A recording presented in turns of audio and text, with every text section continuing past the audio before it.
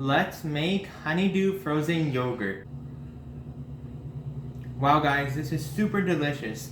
1/4 cup of coconut milk.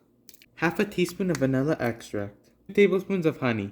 Half a cup of frozen honeydew. 1 cup of frozen Greek yogurt in little cubes. Blend until smooth. Now that our yogurt has blended, put it in the freezer for around 20 to 30 minutes. Add 1 drop of green food coloring. Mix to combine.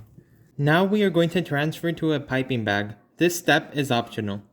This makes a super refreshing and delicious frozen yogurt.